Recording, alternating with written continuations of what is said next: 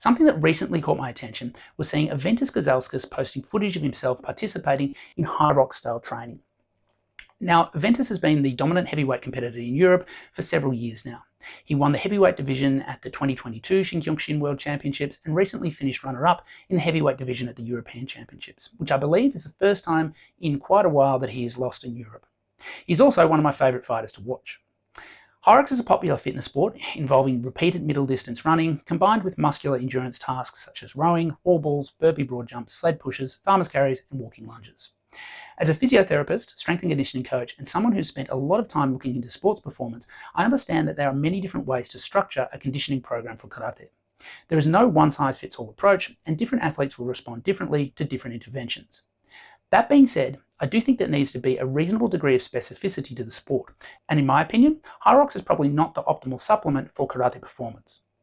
Karate requires repeated explosive efforts over relatively short durations. Depending on the format of the tournament and the length of the matches, this may range anywhere from around 2 minutes to perhaps 9 minutes of total fighting time.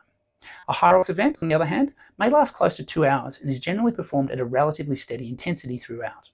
While it is extremely demanding and develops excellent general fitness, it does not closely mimic the energy system demands for karate competition.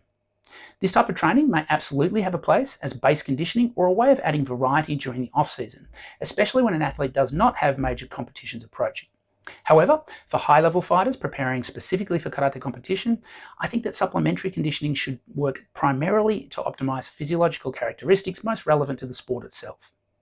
Full disclosure, I own a business that runs Hyrox classes and has athletes competing in Hyrox events. I think it is a great platform for testing and improving general fitness.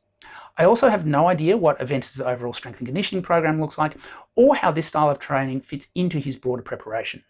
I'm certainly not saying that he is wrong for training this way, and he's proven himself to be an extremely explosive and well-conditioned fighter over his career, and is more athletic than I will ever be.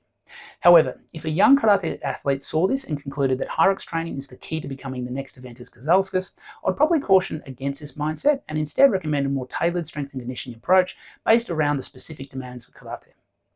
As I said, Eventus is one of my favourite athletes, and I'm really looking forward to seeing him compete at the Champion of Champions tournament here in Tokyo in a couple of weeks' time.